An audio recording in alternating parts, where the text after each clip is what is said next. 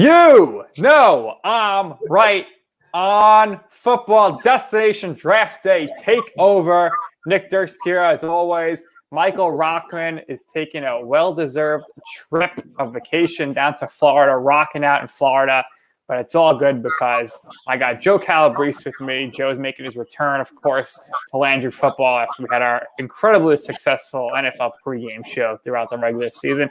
And joining us today is the gambling guinea himself, coming to us live from Tampa Bay, Johnny V TV. Fellas, what's going on? What's up, boys? How we doing? I'm jealous. You're both in Florida. I got to get there myself. People have been complaining that I haven't. I know. Dude, I'm never going back. It's a vibe, bro. I do whatever the hell I want when I want. I was hoping you were going to be doing this show from like a float in your pool or something. We will. We can't. We will. We got to build up to it. We got to build up to it. And it's a little chilly out today. I mean, listen, I got to come out the whole no shirt on, nice bottle in my hand. We have to do it the right way today. It's a little chilly.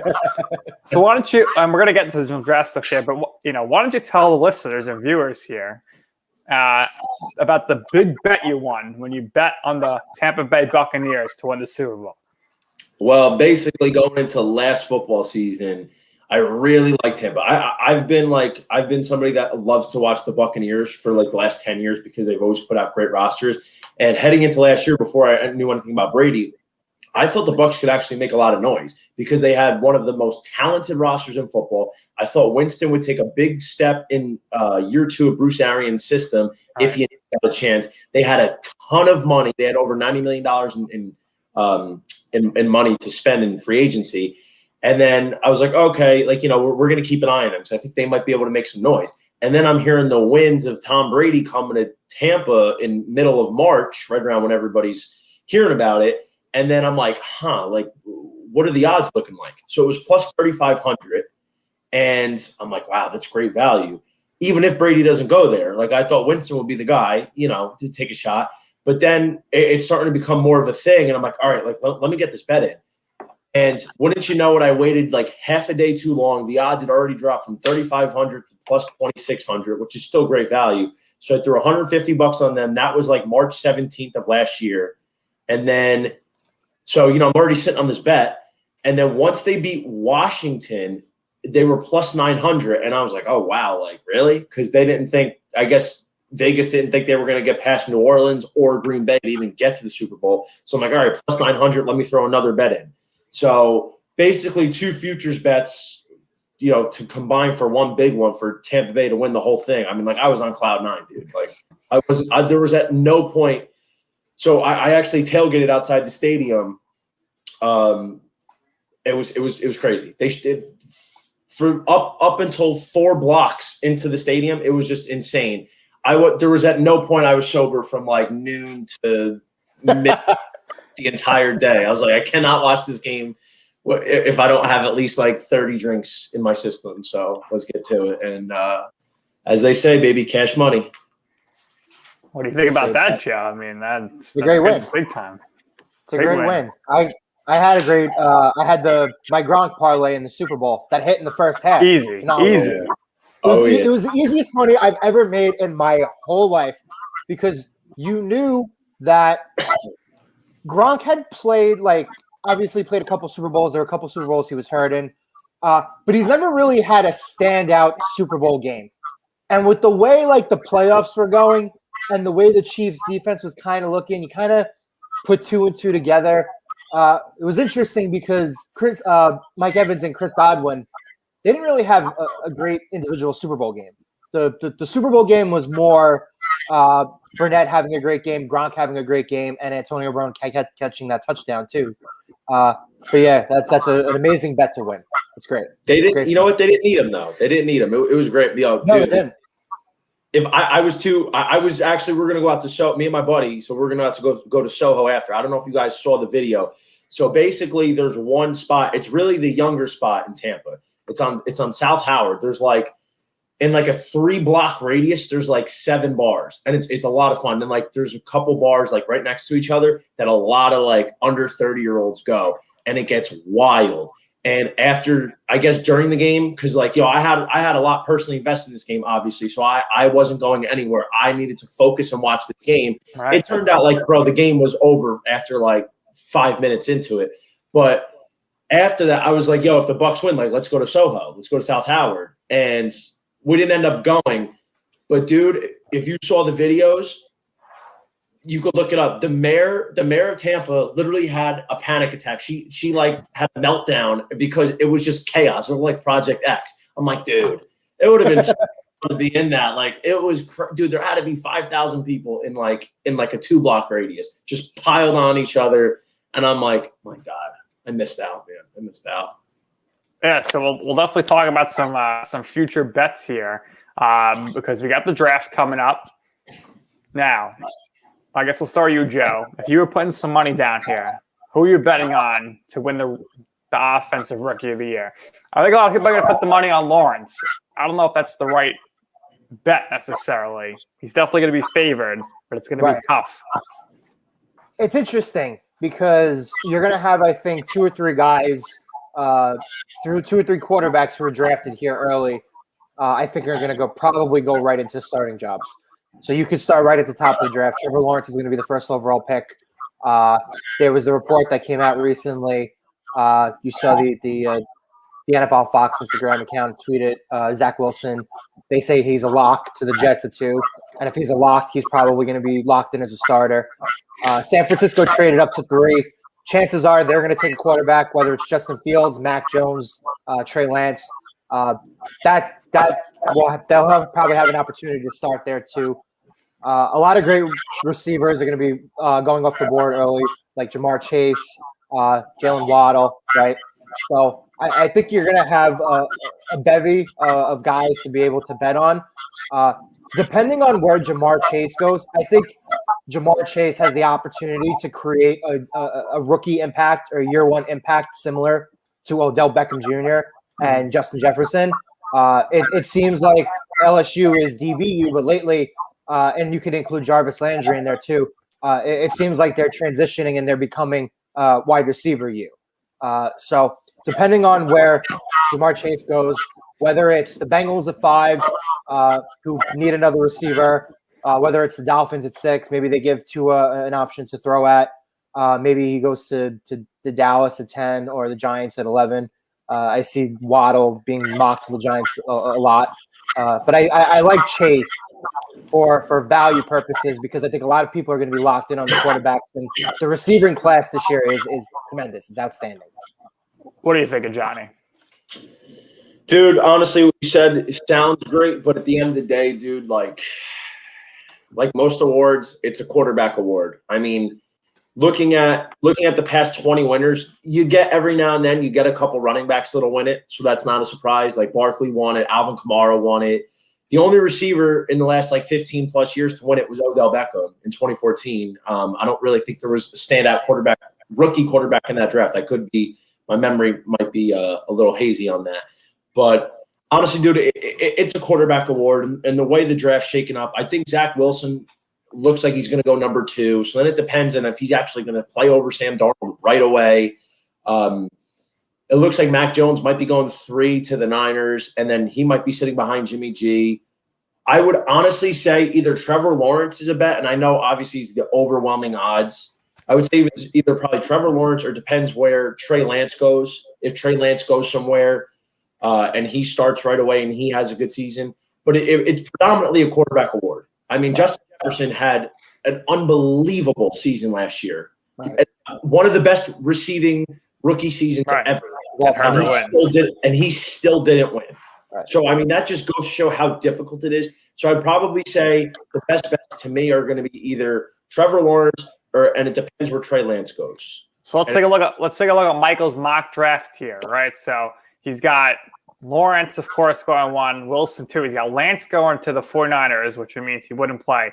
The Falcons taking Justin Fields. I mean, we got a crazy parlay here, a 4-quarterback parlay for the first 4 picks, which would be wild. I don't think the Falcons are going to take a QB. I don't think they really have to. Because I think I think if for some reason, Wilson fell on them, they take him. But I think they're going to run it back with Matt Ryan. The issue with the Falcons is not the offense. It's always been the defense.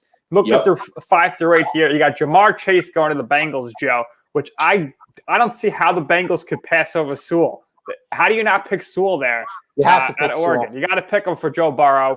But, hey, if Sewell falls to the Dolphins, I think they're going to be the happiest people in the bunch, trading down and then up. Devonta Smith going to the Lions. Lions need a lot of help. He's got Mac Jones going to the Panthers, which is interesting. I mean, time to move on from Teddy Bridgewater. If you love Mac Jones, but the other rumors are, Mac Jones might go to the 49ers at 3. I think that's a really gutsy move. And I think one way or another, I think Kyle Shanahan and John Lynch, they're going to be fired within 5 years because there's immense pressure on them right now, guys. If they don't win the Super Bowl, or at least get to the Super Bowl again, they're done. I don't see how. And you can look at it this way: if I gave you a list of every NFL coach right now, and I said in 7 years who's still going to be hired with their current team, you probably come back and give me like a list of 3 people. So it's just it's a number. It's a matter of time. Johnny's shaking his head. Well, what do you think about me saying Shanahan could be on the hot seat? Because basically, if you're going to go Garoppolo this year, then that means your clock is going to start the following season. They're going to hope, it's a Mahomes-like rookie sophomore year. It's not going to happen. Then you got 2 more years to get it done before you're going to have to be in a situation of, are we going to extend this guy and give him the big money? So that's why I'm thinking the 49ers might be in some trouble here, despite people thinking everything's looking all hunky-dory. Listen, let me tell you something. This is a typecast thing. It's not always true, but I find it to be more times than not true. I'm always hesitant about Alabama quarterbacks. You look at it, you don't look. I mean, we haven't seen an Alabama quarterback that has come into the NFL and dominated. Jalen Hurts looked good for a couple games. Joe Namath, that's it. Yeah, exactly. So I mean, but I will say this: Kyle Shanahan is one of the brightest offensive minds in the game. So if he's moving up for him, he sees something. I mean, everybody's putting out the comparisons. Look what he did with Matt Ryan. I mean, Matt Ryan was one of the best quarterbacks in the league before he even got there. Now he throws the great system in there. Kirk Cousins, he did it with. And he turned Jimmy Garoppolo into a Super Bowl appearing quarterback. If he wants Mac Jones, there's a reason, because he runs a certain offense. He lives. Right. His bread and butter is off the offensive run zone scheme. So with that being said, he's going for Mac Jones if it's the case because he sees something. Maybe he doesn't think Trey Lance is the fit for, or Justin Fields. He's looking at something individually, and it's not really fair to compare 2020 season as a failure. They literally were an injury-riddled team like I've never seen before in my life. I think the Niners are very young, and they have a lot of studs. So to me, this is a team that's still going to be or could be a superpower in the NFC for at least the next 3 years. They need to make the playoffs this year, because the Saints, I don't think they're making the playoffs. They might be absolutely horrible. So they got to make the playoffs this year. I think it's important. And the whole thing with Garoppolo, people think, he's the problem, but I mean, his record there speaks for itself, and the record when he's injured speaks for itself too. Joe, in 2022, are we going to finally see Garoppolo back with the Patriots, replacing Cam Newton? Yeah, I think it's certainly possible. I mean, we've seen rumblings and reports that the Patriots were looking to trade up. They get a lot of players back this season because a lot of players decided to opt out last year because of everything with the COVID. So the Patriots are likely to be going to be an improved roster. So this is the year it makes sense. They never trade up in the draft. If you're going to trade up in the draft and you're looking for a quarterback, there are a couple of options out there that I think would intrigue Bill Belichick to do so. But to go back to the 49ers for a second, the NFC West is a really tough division. It is a gauntlet. The Cardinals are stacking up now. I mean, Cardinals are stacking up. They would have been in the playoffs last year if Murray doesn't get hurt. The Rams went out to get Stafford, depending on how you feel. I mean, that defense was really good last year. Those are 4 good teams.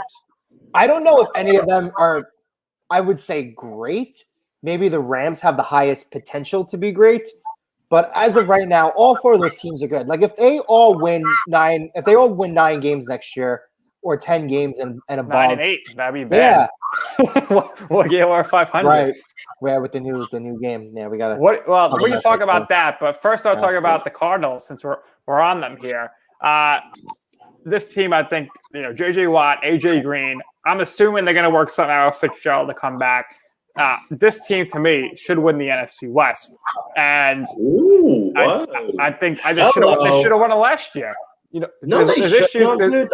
They weren't first for a while. They weren't first for a while. Russell Wilson is having major issues with Pete Carroll. Pete Carroll should have been fired years ago. He's not going anywhere. Russell Wilson He's not going anywhere. But the Seahawks are not that good other than Russell Wilson. Excuse me, they have Papa DK Metcalf, and Lockett's pretty good. Bobby Wagner, they have Chris Carson. Listen, defense is not what it used to be. It definitely isn't. But you know something? But you know something? Russell Wilson was afforded one of the best defenses of all time for his first years. Without that defense, he is not even viewed as a top 10 quarterback. What do you think? Joe loves Russell Wilson. I hate Russell Wilson. I don't have anything against him. Professionally, I think he's overrated as hell. I disagree with you there. I think Russell Wilson would have been better suited with the New York Giants. I think the problem with the Seahawks is they've developed a roster that through the years is a little too top heavy. I think Carroll is like. So I'm a huge Yankees guy, so I always used to have problems with like Joe Girardi. Carroll is the kind of guy. Russell Wilson, a Yankee, by the way. Yankee property. He's the kind of coach who gets talent to overachieve, but with his best teams, he's probably underachieved, right? So, but I mean, I think Pete Carroll's holding the Seahawks back. If Tom Coughlin can win 2 Super Bowls and get fired, why can't Pete Carroll, who literally blew the Super Bowl and countless issues in the postseason? That's my issue right there. What you just said. Like, yes, he made a stupid call, and he should definitely be crucified for it. But bro, I've said this for years. Any quarterback, and this blows my mind. I believe that the media has certain narratives for or against certain players, especially quarterbacks, and whether they're true or not. The narrative is this. Yes, Pete Carroll is an idiot for that call, but if any quarterback not named Tom Brady, maybe Ben Roethlisberger throw that ball, they are crucified for blowing the interception. I've never heard a word that said Russell Wilson choked it away. Because I don't disagree with you. I've never heard it. Throw.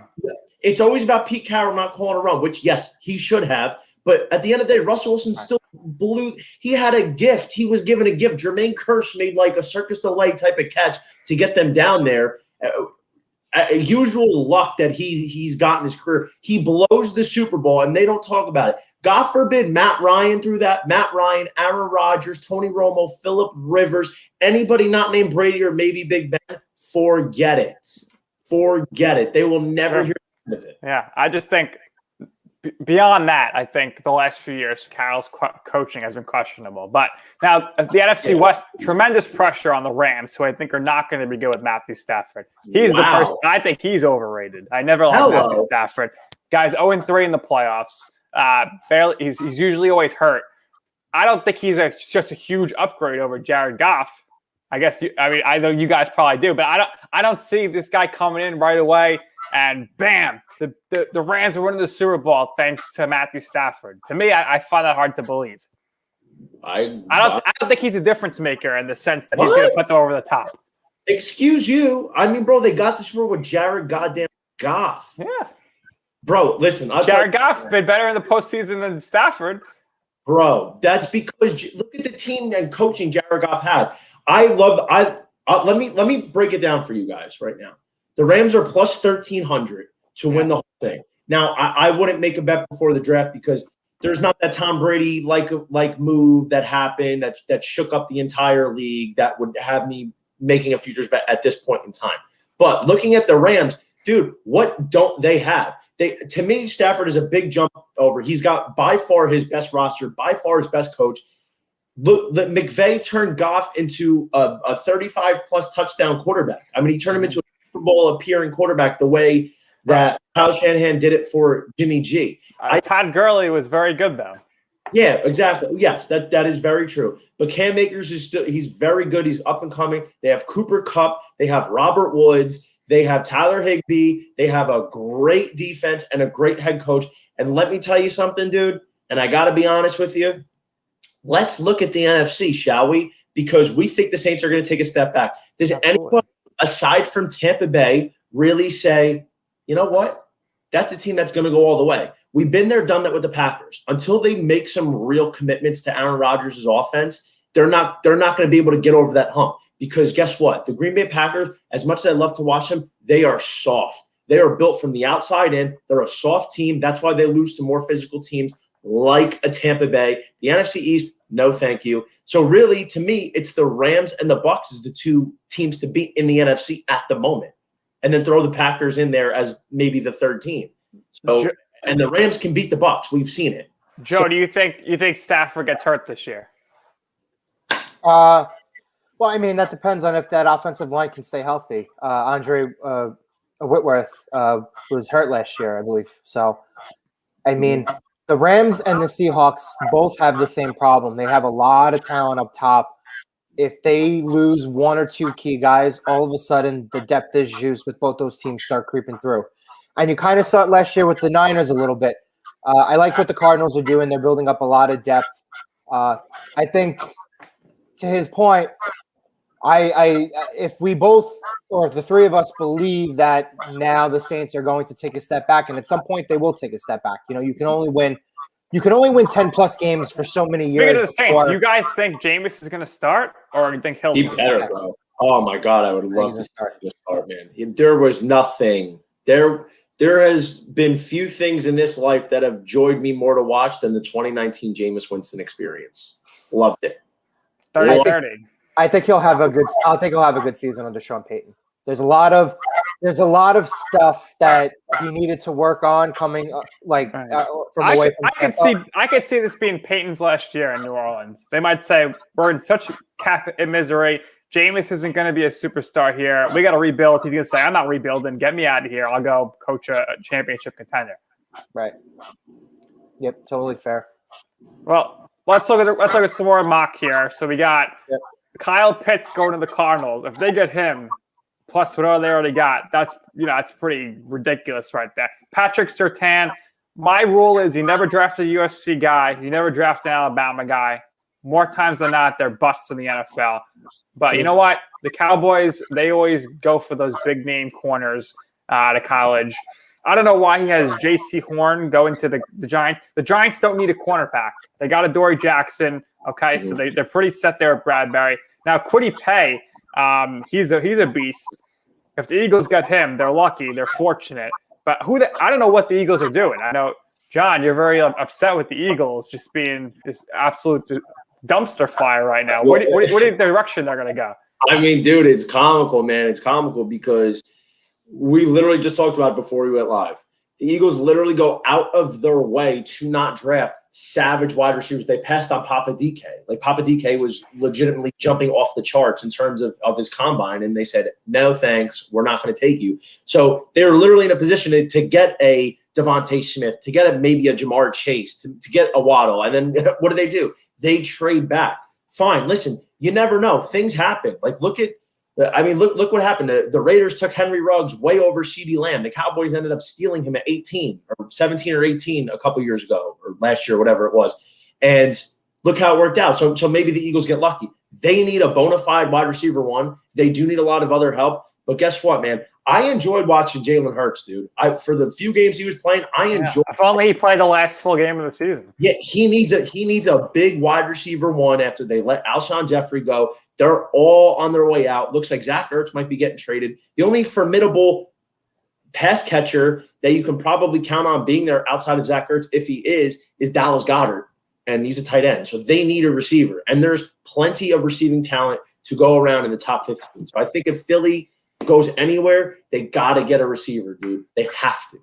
Right. And we'll stay in the NFC East. I'm just going to go through this real quick. For Sean Slater to the Chargers would be great. For Justin Herbert, Elijah Vera Tucker, who knows with the USC guys. Parsons, I think if you put him on the Patriots, that's scary. They have like 13 linebackers right now. He's the guy the Giants should be targeting. And like Joe mentioned earlier, everyone's coming back defensively. Patriots defense is going to be really good. We'll see about Cam Newton. Gregory Rousseau, this guy's a monster too. The Giants should be targeting Rousseau, Parsons, or Pay. I don't know. I don't see why they would go any other direction than defense. If you want to take Slater because you want to boost up that offensive line, because you literally cut your best offensive lineman, one of the best linemen in the league, and Kevin Zeitler, and didn't replace him. I think that's the way to go too. But Joe, where do you think the Giants should be thinking here with their mindset in the draft? Well, I think you hit the nail on the head. They just signed Adoree Jackson. Bradbury was one of the best corners throughout the entire season last year. He was very, very consistent. Defense seems like the back seven is rounding out very nicely into form. So if I'm the Giants, my first instinct is if you don't see a player that you love at 11, you should trade down, because I do think if you trade down a little bit, you'll be able to get either an offensive lineman or a much-needed edge rush guy that I think are probably at this point the two priority positions. It's going to be intriguing because I think the Giants are going to have a major, major decision to make at 11, because I believe there's a scenario there where both Devontae Smith and Jalen Waddle are still on the board. Very similar last year to both Jerry Jeudy and Henry Ruggs. And I think both the Bama receivers are going to be absolute studs in the NFL. I think they're going to be plug-and-play top two receivers from day one. If you give Daniel Jones that kind of impact player with Saquon Barkley coming back, with the rest of the talent that they do have on offense, and they are talented, that's intriguing. But I do think offensive line, I do think the edge guys are much more of a need at this point. Here's where things get interesting in Michael's mock draft. He's got the Raiders taking Alex Leatherwood, followed by Jalen Waddle to the Dolphins. There's literally no chance that the Raiders wouldn't take yet another wide receiver. You saw last year. If Waddle's on the board, they're going to take him, I think. But what's interesting here is Waddle to the Dolphins. I think the Dolphins, they're either going to try to get Waddle or Smith. And you know what? It's not beyond the realm of possibility that they could get both and pull them with Tua. John, where do you think the Dolphins should be looking in this draft here? And how far off are they from being a legit playoff team? Dude, I was saying this the other day. Football is better when the Miami Dolphins are good. I enjoyed watching the Dolphins at many points last year. I mean, to be honest, more so with Fitzpatrick under center. Listen, if they think Tua is their guy and they're obviously going to give him a chance, or they're probably not going to take a quarterback this year because they just got one last year, and they have to really give Tua a shot. I love their roster. I really, really do. They have Devontae Parker, who started to fill out. Preston Williams is a stud, dude. He's a tower out there. He's just got to stay healthy. They just picked up Will Fuller. They got Mike Gesicki. They got Myles Gaskin, who's been a surprise stud in the backfield. Their offensive line, they're trying to build it up. And their defense is very underrated. It is pretty good with some young guys.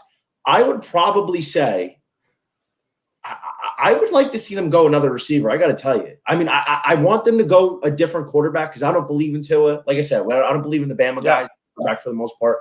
But if we're going to just sit here and give him his fair shot, I would like to see them get like a Jalen Waddle. Just it all up.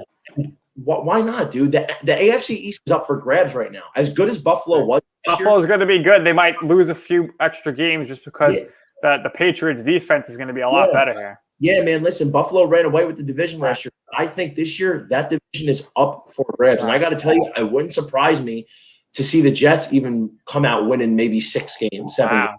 Joe, would you be surprised by the Jets winning 6? Robert Saleh, man, he is a great coach. Now I want to see what he's doing. I agree. He's a good. I mean, look, the 49ers were only good last year because of his defense. But right now the Jets still have literally like a horrible roster. And it's a real shame because – Zach Wilson could be dead on arrival here. All it's going to take is one interception in the first game of the season, and he's going to get booed, which is unfair to him because it's nothing to do with him. And you're lucky that Sam Darnold got off to such a great start on Monday Night Football against the Lions, because otherwise you Jets fans would have been vicious to him too. But there is a spot I think Sam Darnold could go. You're not going to get more than a 6th or 7th round pick for him, though, Joe. That's insane. And really, just look at it. I mean, he's not bad though, dude. Listen, he hasn't been put. I understand, but the Jets are in a bad spot. If they pick Zach Wilson and Darnold on the roster, But I'm saying I just don't think I think Sam Darnold hasn't gotten a fair shake in terms of the coach. Absolutely not. Absolutely not.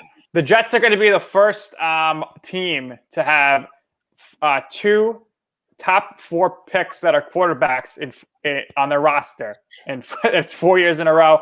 But there's a spot where you can go, Joe, and that would be, if you look here, the mock draft, the Washington football team, because they're really going to say we're going to go from division champs with Alex Smith, downgrade to Fitzpatrick, bring him in, and he's going to make us division champs again. We were on the Alex Smith train last August, but this would be a great pick, Liam Eichenberg. If you gave me a draft and you said, here's a blank board, tell me what you want to get, and I'd say, get me a Notre Dame offensive lineman. It always works out. They're absolute beasts. So I think Liam Eichenberg would be great with any team, anybody from Notre Dame. If you're a big high school guy and you're an offensive lineman, you should go to Notre Dame because chances are you'll be a first-round pick and an all-pro.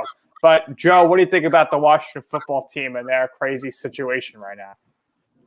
I mean, that's the team. If I'm the Jets, if I want to trade Sam Darnold, that's the team I'm willing to call. People forget that the Jets have 2 first-round picks. They have Seattle's at 23. Maybe you call up Washington and say, we'll give you 23 and we'll give you Sam Darnold to move up 4 spots, and then you give us another draft pick, maybe a 3rd rounder, maybe a 4th rounder, something like that. I think that's a trade.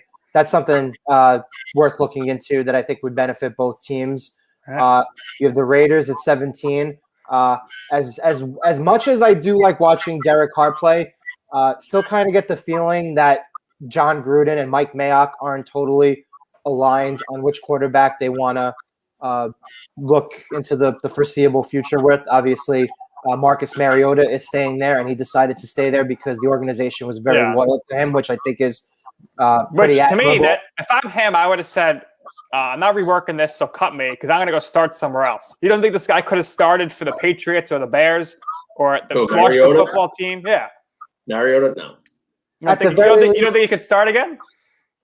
Can he start again? Yes. I'm saying, it's not a given that he would start over any of those guys. I mean, if he played for, Chicago, I'm sure he would get a shot to start because that's, a legit revolving door. But, I mean, we got to understand – this isn't the same Marcus Mariota that won Rookie of the Year that, 6 years ago, whatever it was.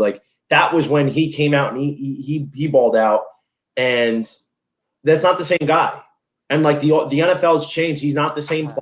He's not in the same offensive system. I don't know what the hell Vegas is doing, man. They got some horses, but then now they're devaluing Josh Jacobs by adding Kenyon Drake.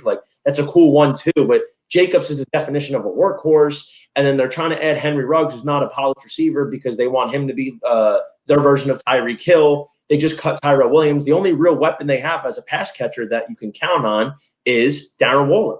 All right. Joe, and you and I, we kind of agree on this. I think if someone, stopped doing the square peg in the round hole thing and built the system around these guys, Mariota and Trubisky could be successful in this league. The worst thing the Bears did last year was bench Trubisky for Nick Foles, who gives you absolutely nothing. At least Trubisky could run around or whatever. But now Trubisky's backing up with the Bills with Josh Allen, so he's never probably going to start again. But, Joe, thoughts on the quarterback carousel in general this offseason? Well, I think you give Marcus Mariota an opportunity. He could be an elite game manager, right? He could be an Alex Smith type, which is totally fine because those guys are capable of winning games. Mariota is always great in the red zone.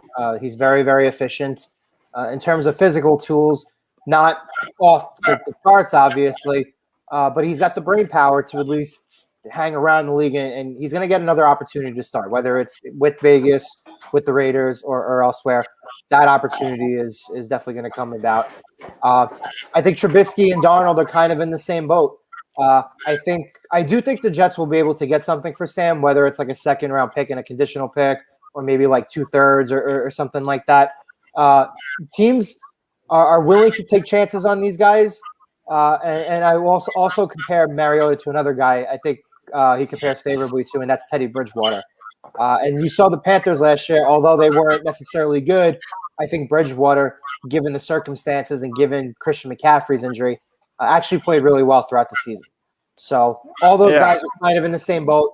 I was impressed by Matt Rule. The Panthers look good despite McCaffrey all year. I think they can make a big step forward this year. But speaking of quarterbacks and better quarterbacks, John, let me put you in Dave Gettleman's shoes. You have Daniel Jones who turns the ball over a ton, maybe not 100% certain him. Then he gets a big injury last year. Are you going to go out there and sign Mike Glennon as your backup, or are you going to get somebody who could actually maybe win some games as a starter in the NFL? You always want somebody that can step into the shoes. Backup quarterback is the best position in all sports. Just ask Alex Moran or Chase Daniel. Have a good backup quarterback, man, because when lightning strikes, you got to have a guy you got to have a captain that could steer the ship in terms of chaos. I am an advocate. I think this is Daniel Jones's time. He finally has a legitimate shot. He's got everything he needs right now. I would say maybe just, it'd be sexy to go get a receiver to add another weapon. But like you said, they let Kevin Zeitler go. They need to fill up that offensive line. Yeah. But the Giants could be a fun team to watch this year. I want to see how it goes. I love the addition of Babytron. Kenny Golladay is an animal. If he is healthy, dude, I think he could have a career year this year. I really do. I kind of worry about Golladay because Golladay is known for catch and jump balls, which because Stafford, of course, he played with the best jump ball receiver of all time, Calvin Johnson. Now, the thing with Daniel Jones is they're telling him, Garrett and Judge, like, do not turn the ball over, and the fans are going to boo. So I think in those 50-50 scenarios, Jones is probably more likely to say, I'm going to tuck it and run or take the sack or throw it away than throw it up and throw a pick because I doesn't want to get in trouble. So I'm a little concerned there with Golladay. We'll see what happens. It's very interesting. Backup-wise, I'd like to see them sign somebody like Trubisky because Mike Glennon's really not going to give you much. I think the way Jones plays, which I like, I love that he tries to run around and give it his all. But that, to me, it's never a great recipe for success because at some point this type of quarterback gets hurt and that you can end up being screwed. The Giants, Joe, I think they could definitely be 7-10 and win the division. I think they'll be right in the mix there with the 7-10 record. Washington's going to run it back, dude. You think so? With Fitzpatrick? Oh yeah, dude. All Washington needs is they got to just add a little bit to that secondary. Heineke thinks he's going to start. Bro, dude, I mean, listen, let me tell you something. I like Fitzpatrick. He is a gunslinger, but if he's the X factor right now, depending on what happens with the quarterback situation. Dude, Washington is so much fun to watch. They have a great running duo. Antonio Gibson, awesome. J.D. McKissick caught like 80 balls last year. They just picked up Curtis Samuel. They got Terry McLaurin. He's finally got a running mate, and they were teammates at Ohio State. That's great for them chemistry-wise as well. They got Logan Thomas, who's a breakout star, going down the stretch. Their defense, their front seven is disgusting, maybe the best in football. They have a top 5 defense. They have a great coach in Ron Rivera that players want to play for. Why? And bro, the division's up for grabs. Why not? Why can't Washington run it back? If they get some steady play from Fitzpatrick and he doesn't do, too risky things at times in clutch moments, why can't they go 9? I would assume the last time that the NFC East had the repeat champ, I think, is the Eagles in 2003 or 4. But I would assume right now the betting odds would be favoring the Cowboys to win the division. That's what my assumption would be. Joe, what do you think about the NFC East? I think it's going to be again where maybe a team goes 9-8, but I think we're looking at a losing record to win this division. No, I disagree with that. There have been divisions in the past where we've seen a bunch of teams, all 4 teams, just be bad, and then the next year it kind of changes. Everything is so up in the air year to year. I mean, I'll give you for instance, like let's say the NFC North or something, right? Like the Packers. Like, what if all 3 of those teams finish like 6? I mean, now I have to start thinking in terms of 17 games. When so ridiculous. We're never going to see a 500 team again until they add an extra game in 10 years. In my head, I'm thinking 6-10. Now it's 6-11. But I mean, hopefully they take a game away. I mean, the AFC South is like that sometimes. It's just you really never know. Maybe Washington does win 10 games next year. Maybe the Giants do win 10 games next year. Maybe Dallas turns it around. They were on paper going into last year. They were on paper good, didn't materialize that way. But I think at least one of these teams will be at least a standout team. I think one of these teams will get to can't even say over 500 anymore. It's going to be 9-8 or better. Oh my God. It's going to take. I want to get to that. We'll get to that. But I just want to finish this mock draft real quick, and then we'll get to the new schedule here. So Texas, linebacker here, Samuel Cosby going to the Colts, Rashad Bateman to the Titans. Caleb Farley would be a good pick there for the Jets. Landon Dickerson, they got to replace Pouncey, so he's a center for the Steelers. Trayvon Moehrig to the Jaguars. Jalen Phillips, who had a great pro day as an edge rusher. Him and Rousseau, if they both go in the first round, that'll be the first time that two defensive ends from the same school are going in the first round since Mario Williams and I forget who else from NC State. And you see the Ravens here, the Saints. The Saints got a lot of shoes to fill. Then the final four here. Zaven Collins, I think, is going to be tremendous. He can run he can cover people. He's 6'6". I mean, he's just a tremendous athlete. Najee Harris, I don't get the pick here because if I'm the Bills, I'm doing this draft in the offseason for one game. I'm going to say, how am I beating the Chiefs in the AFC Championship game? It's not with a running back. It's going to be with edge rusher or maybe another wide receiver or tight end. So that's a little questionable. Darisaw here to replace on the offensive line for the Chiefs. The Chiefs, we saw they had issues in the Super Bowl. And then Nixon here to the Bucs at 32. Let's really quickly here talk about the Bills. John, how far off do you think the Bills are from actually making the Super Bowl?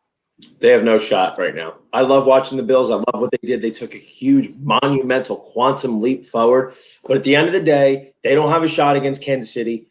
Very few teams in the AFC do. You've hit the nail on the head. It would be nice to see them add another receiver. It really would. But the thing people need to understand is you are not beating nobody. Not any team in the NFL right now is beating Kansas City in a track meet. It's not happening. You have to beat them another way. You have to beat them clock control with ground and pound, play great defense. You have to have, like you said, edge guys that Tampa showed, like a Shaq Barrett, a JPP that can contain Mahomes, stop him from running around and making some of the great plays that we've seen. They need to shore up that defense. Their offense is good enough, but let me tell you something. They are not doing an arms race with Kansas City. They have to go defense, I think. And Najee Harris, I want to see – he's going to do great, man. He's going to be a savage. But at the end of the day, they already got Devin Singletary and Moss, who they just picked up. How about these teams learn? Unless it's like a Saquon Barkley or Christian McCaffrey. Yeah. Why are you drafting a running back in the first round? You can get an Alvin Kamara in the sixth round. So I'm very anti going running back in the first round at this point. They got to go. I think they got to go defense, man. Defense, maybe one more piece on the offensive line. Their offense looked great last year. It's got to be defense for them. Their defense was terrible at times. It's not the defense that we've known to come out of Buffalo, for the better part of 10 years. Josh Allen, though, if I was going to bet right now, I might bet on Josh Allen for MVP next year. I think the odds would be great. That's fair.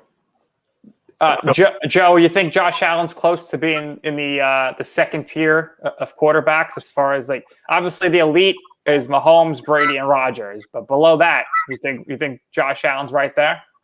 Yeah, absolutely. I mean, unfortunately, all the stuff with Deshaun Watson's come out in the offseason, so I don't really know what to think about him anymore. He may never play another down in the NFL again if a lot of those allegations end up being true.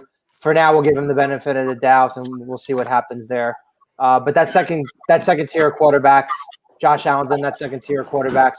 Russell Wilson's in that second tier of quarterbacks. You're going to have a couple of guys breaking through on the doorstep this year. Guys like Justin Herbert, who was awesome as a rookie last year. So I think Lamar Jackson's there as well.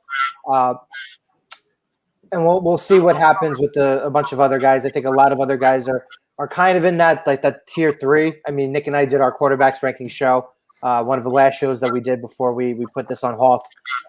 So there are a lot of guys who are in that same range. But the guys that I just listed, I think for sure are going to be the standout tier 2 guys this year. And if you feel the way we do about Josh Allen, then obviously you got to feel the same way about a guy like Justin Herbert too.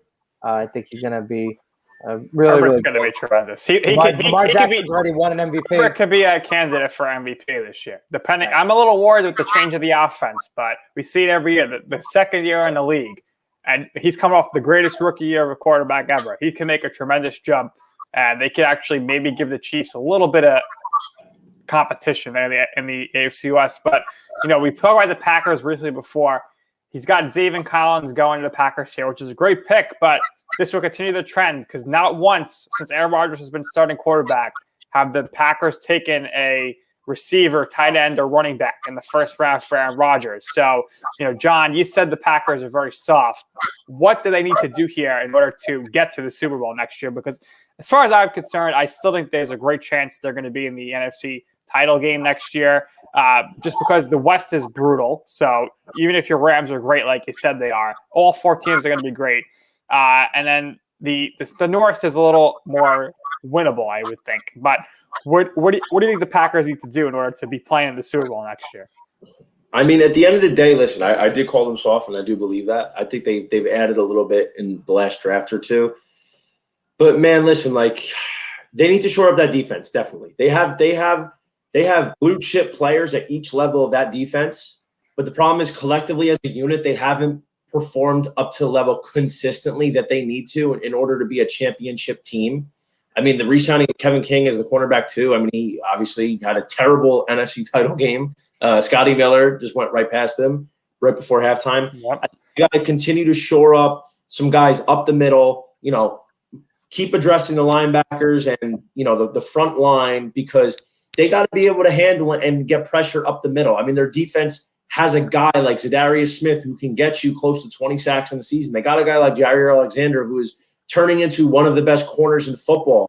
I mean, they have some stars at positions, but collectively as a defense, they need to just keep adding, I would say mostly everywhere. And offensively, they can get away with what they've been doing because of how great Aaron Rodgers is. But, dude, they need a wide receiver too. It's not fair to him. Antonio Brown's a free agent. Brown's a free agent. I mean, listen, I wouldn't hate to see them get a wide receiver in this draft class, but they're probably not going to. You cannot rely on MVS to be your wide receiver too. He is right now at best a hit or miss slot guy, wide receiver 3. They need to add a receiver too. That's an absolute fact. But I think they need to continue to build that defense, because maybe not a wide receiver 2, but they should definitely sign Golden Tate. I think he'd help them. He's clutch. And I think Rodgers is another guy like that. Enough, man. That would be good enough. A Golden Tate as a wide receiver 2 there would be good enough. If they're not going to go receiver 2, they got to keep adding to that defense, because I think their offense can compete with anybody because of number 12. Yeah. So let's talk. We were talking about it a few times already, but let's talk about the 17th game here. Joe, I could tell you hate it. What do you think about this, and how many years until we get 18 games? And it's a joke that Goodell's like, we're following the science. One less preseason game makes it safer. So a regular season game safer than a preseason game. That's a lot of BS. It's all about the Benjamins. So what do you think about this whole scenario playing out here? I just wish they would have added the 2 games at once. I'm okay with eliminating 2 preseason games. I'm okay with adding 2 regular season games. I'm okay with them making more money. It makes all the sense in the world. I'm okay with them expanding rosters a little bit, and then maybe offering an opportunity where you do 2 bye weeks instead of 1 bye week. I think that will actually help teams a lot, having that extra week in the season. I mean, I get the financial thinking behind this. It's just going to drive me up a freaking wall that there are 17 games on the schedule. It's not an even amount of games. Like, to me, that frazzles my brain. All right, we're so used to the terminal 7-9, 8-8, 3-13, 10-6. Like, rattle them all off. Just add it. 5. So, John, what do you think about the extra game? As somebody that's lived for fantasy football, betting, a big advocate, obviously, as you know, I'm a big advocate of fantasy and betting, binging in front of the TV for 12 hours on a Sunday. Nothing makes me happier. I hate with a capital H this. Love it. I'll tell you why. First of all, I cannot stand when the NFL. I can't stand fake. They're fake. All they preach about is player safety, right? That's all they preach about. They care about their players, right? They don't take care of their players. They don't care about them. The owners don't care about them either. Listen, they know what they signed up for. They're grown men. They made a decision. They're getting paid a lot of money to play a game for a living when everybody else is working like a dog, a 9-to-5 job for not enough money. But stop preaching player safety, and you're going to add another game, which is an odd number, by the way. And the NFC teams are automatically at a disadvantage by playing 9 road games. And if you're an Atlanta Falcon, guess what? You're playing 10 road games this year because they got to go to London. God forbid you don't do an international game. I don't like it. All in the name of greed. And it's 17 games. It's not broke, so don't fix it. And I'll tell you another thing I don't like. I hate the fact that now adding a 17th game, it's going to completely rearrange all the records. So now guess what, bro? If Calvin Johnson in 2012 had 17 games, he's 2,000-yard receiver. If Julio Jones had one in 20, he might be 2,000 yards. If Adrian Peterson in 2012 and Derrick Henry last year had 17 games, they're breaking Eric Dickerson's record. How many 5,000-yard passes? We're writing in record books. How exactly? We're rewriting record books. Imagine if Dan Marino played in 2021. Exactly. If Trevor Lawrence goes number one, guess what, dude? Let's say he plays 17 years in the league and there's 17 games. Eventually, they're probably going to move it to 18. This is probably just a warm-up before that. But now Trevor Lawrence is getting an entire season plus in his career if he had played the same amount as like a Phillip Rivers who played 17 years. It's not right. I don't like it. You're rearranging it. It's not broke, so don't fix it. And it's all in the name of greed. They're like, oh, this is so great for the league. Dude, no, it's not. Like, stop sugarcoating it and stop pretending like you care about the when you don't. Like, I can't stand it. Right. So now we got the 2 bye weeks. International games are horrible. I can't stand them. But eventually we're going to get to this point where every Sunday there's going to be a 9 a.m. international game. So you get the 9 o'clock slot, and you got the 1 to 4, the 4 to 7, the 8 o'clock. And I was surprised. Me and you talked about it during the season. We said, we thought they were going to do Tuesday Night Football. And you know what? They still might figure out a way to do that. But we'll see. Everything changing. We were thinking it because this year we kept getting those Tuesday night games and they were doing massive ratings. So we're like, they're going to factor this into the schedule somehow. I'm surprised they didn't. I mean, it's cool to have football every day of the week. But, we'll see what happens there. It's going to be crazy. But it's been fun, guys. So let's wrap with this. We'll give our Super Bowl picks here. Even though it's way too early, like John said, if you're a bettor, you should not be betting on this. Wait until after the draft, at least. But wait till a month before the season. All right. So Joe, we'll go with you first here. Who's your Super Bowl matchup going to be? You're putting me on the spot first. I'm going to go with a matchup of birds. I'm going to go with the Ravens, and I'm going to go with the Cardinals. All right. I like it. All right, John, what do you think? You got to go with the Rams. I mean, you're blowing my money smoke. where my mouth is. I think the Rams have a great shot to not only get to the Super Bowl but win it. So I got to go with the Rams, and I don't believe in any AFC team to beat the Chiefs right now. The Bills, they have to prove their defense is anything close to worthy of hanging out with Kansas City. The matchup wise, everybody's gunning to beat the Chiefs, right? The Ravens are Lamar Jackson's not it. They're not built to beat the Chiefs. I mean, it's like big brother, little brother. So the Ravens know as good of a team as they built. The only team that I could actually see, and they gave us their money, dude. I think the Browns might run it back in the AFC Championship game. They should have beat the Chiefs in the playoffs. They should have beat the Chiefs. They came very close, and they. I'm gonna go bold prediction because I do think the Chiefs are gonna right the ship. It's hard to keep them down for too long. Just for my too early prediction, I'm going to have some fun with it. Let's do the Rams over the Browns. Okay. I like that. So I'm big on the Cardinals this year as well. I wanted to say the Bucs have 22 stars coming back. 22 stars, every starter, and maybe Antonio Brown. But, it's just so hard to win 2 years in a row. So just for that, I'm going to eliminate them and say they're not going to make the Super Bowl. So I will just go with, who I feel – outside of the Chiefs and Bucs have the best chance to make the Super Bowl. And I'm going to go with the Packers. Eventually they got to break through here. And I'll go with the Packers and the Bills because I think the Bills are the only team that I could see beating the Chiefs at this point. The Browns, I do like that pick, though. I like that a lot. They're a lot better with Odell Beckham Jr., despite people saying they're not. Right. Because Odell Beckham – they got the blue defenders like a Myles Garrett that can really reach out. I mean, he had a tough time with the COVID and – the injuries. It was a weird year last year. Their defense has a lot of studs, and they had a lot of good guys miss some big time last year. And let's call it what it is. The NFL wanted the Chiefs to win that game because they hosed the Browns right before halftime for that. Right. And the NFL needs to do away with that going into the end zone, fumble, touchback, total bailout. And bro, they got to get rid of that. The Browns got hosed last year before halftime. No doubt about it. I mean, if you're not gonna, if we're gonna, and I say this all the time. It's something happened in the Bucs Packers game. If you're going to not call flags the whole game, you can't call them at the end of the game. If you're going to call them all game, you can't not call them at the end of the game. There's got to be some more consistency. But fellas, it was a lot of fun.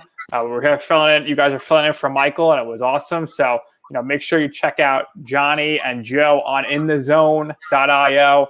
Johnny, of course, has his baseball picks out now, and Joe hosts the best podcast in the world with me on In the Zone. You know I'm right. Big guest, nonstop. Just had our 100th episode with Scott Rogowski and Nan Verk. Our 102nd episode with David Brody and Nish Shroff, 103. Jason Stark coming on next week. So then we got Paul Dottino, John Schmelk. We're going to get Brian Costello. We got the NFL guys coming up. So take a note. Go check it out, inthezone.io. All of our work is there. So for Johnny VTV, the Gambling Guinea, and for Joe Calabrese, I am Nick Durst. We hope Michael is enjoying his vacation in Florida. He'll be back on Monday at 4 Eastern. I'm Nick Durst, and this has been Destination Draft Day.